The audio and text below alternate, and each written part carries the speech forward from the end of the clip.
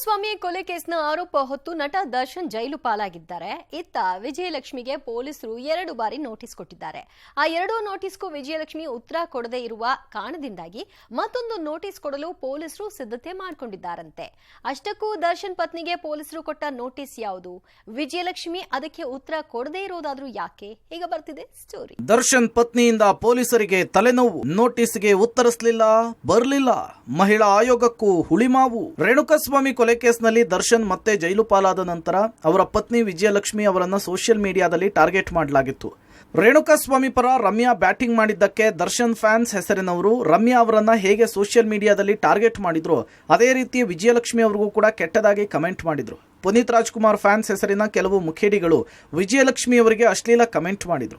ಈ ಕುರಿತು ವಿಜಯಲಕ್ಷ್ಮಿ ಅವರು ದೂರನ್ನ ಕೊಡದೇ ಇದ್ರು ರಾಜ್ಯ ಮಹಿಳಾ ಆಯೋಗವು ಮಧ್ಯಪ್ರವೇಶ ಮಾಡಿತ್ತು. ಸ್ವಯಂ ಪ್ರೇರಿತ ದೂರನ್ನ ದಾಖಲಿಸುವಂತೆ ಪೊಲೀಸರಿಗೆ ಸೂಚನೆ ಕೊಟ್ಟಿದ್ರು.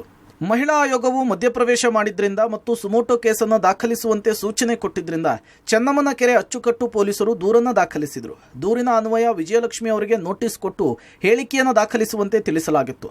ಮೊದಲ ನೋಟಿಸ್ಗೆ ವಿಜಯಲಕ್ಷ್ಮಿ ಅವರು ಯಾವುದೇ ಹೇಳಿಕೆ ಕೊಡಲಿಲ್ಲ ಎನ್ನಲಾಗ್ತಿದೆ. ಹಾಗಾಗಿ ಮತ್ತೊಂದು ನೋಟಿಸ್ ಕೂಡ ಪೊಲೀಸರು ಕೊಟ್ಟಿದ್ರು. ಅದಕ್ಕೂ ವಿಜಯಲಕ್ಷ್ಮಿ ಅವರು ಉತ್ತರಿಸಲಿಲ್ವಂತೆ. ಹಾಗಾಗಿ ಮತ್ತೊಂದು ನೋಟಿಸ್ ಕೊಡೋದಕ್ಕಾಗಿಯೇ ಪೊಲೀಸರು ಸಿದ್ಧತೆ ನಡೆಸಿದ್ದಾರೆ. ಈವರೆಗೂ ವಿಜಯಲಕ್ಷ್ಮಿ ಅವರು ಯಾವುದೇ ಉತ್ತರವನ್ನ ನೀಡಲಿಲ್ವಂತೆ. ಉತ್ತರ ನೀಡುವ ಮನಸ್ಥಿತಿಯಲ್ಲೂ ಕೂಡ ಅವರು ಇಲ್ವಂತೆ. ರೇಣುಕಾಸ್ವಾಮಿ ಕೊಲೆ ಕೇಸ್ನಲ್ಲಿ ಸದ್ಯ ಹೈರಾಣಾಗಿರುವ ವಿಜಯಲಕ್ಷ್ಮಿ ಮತ್ತೊಂದು ಕೇಸ್ ತಲೆನೋವು ಯಾಕೆ ಅಂಥೇಳಿ ಸುಮ್ಮನಾಗಿದ್ದಾರಂತೆ. 3ನೇ ನೋಟಿಸ್ಗೂ ಕೂಡ ಉತ್ತರವನ್ನು ಕೊಡೋದಕ್ಕೆ ನಿರಾಕರಿಸುವ ಸಾಧ್ಯತೆ ಇದೆ ಅಂತ ಹೇಳಲಾಗ್ತಿದೆ. ಒಂದು ವೇಳೆ ವಿಜಯಲಕ್ಷ್ಮಿ ಅವರಿಂದ 3ನೇ ನೋಟಿಸ್ಗೂ ಉತ್ತರ ಬಾರದೇ ಇದ್ರೆ ಪೊಲೀಸರು ಈ ಪ್ರಕರಣವನ್ನು ಮುಕ್ತಾಯ ಮಾಡಬಹುದು. ಮಾಹಿತಿ ಸಿಕ್ತಿಲ್ಲ ಅಂಥೇಳಿ ನ್ಯಾಯಾಲಯಕ್ಕೆ ಸಿ ರಿಪೋರ್ಟ್ ಸಲ್ಲಿಕೆ ಮಾಡಬಹುದು. ಮಹಿಳೆಯರಿಗೆ ಸೋಷಿಯಲ್ ಮೀಡಿಯಾದಲ್ಲಿ ಆಗ್ತಾ ಇರುವ ಕಿರುಕುಳವನ್ನು ತಪ್ಪಿಸಲು ಮಹಿಳಾ ಆಯೋಗವು ದಿಟ್ಟ ಹೆಜ್ಜೆಯನ್ನಿಡುತ್ತಿದೆ. ಅದರ ಪರಿಣಾಮ ರಮ್ಯಾ ಅವರಿಗೆ ಮೆಸೇಜ್ ಕಳಿಸಿದವರು ಈಗಾಗಲೇ ಜೈಲು ಸೇರಿದ್ದಾರೆ. ವಿಜಯಲಕ್ಷ್ಮಿ ಕೂಡ ದಿಟ್ಟ ಹೆಜ್ಜೆಯನ್ನಿಡಬೇಕಿತ್ತು ಅನ್ನೋದು ಎಲ್ಲರ ಆಶಯ. ಆದರೆ ವಿಜಯಲಕ್ಷ್ಮಿ ಅವರು ದರ್ಶನ್ ಕೇಸ್ನಲ್ಲಿ ಸಿಕ್ಕಾಪಟ್ಟೆ ಬ್ಯುಸಿ ಆಗಿದ್ದಾರೆ. ಹಾಗಾಗಿ ಮತ್ತೊಂದು ಕೇಸ್ನ ಓಡಾಟ ಬೇಡ ಅನ್ಸಿರ್ಬೇಕು. 3ನೇ ನೋಟಿಸ್ಗೆ ಉತ್ತರ ನೀಡಿದರೆ ಕೇಸ್ಗೆ ಮರುಜೀವ ಬರಬಹುದು. ಆಯ್ಕೆ ವಿಜಯಲಕ್ಷ್ಮಿ ಅವರ ಮುಂದಿದೆ. ಶರಣು Hulluru, entertainment bureau, public TV.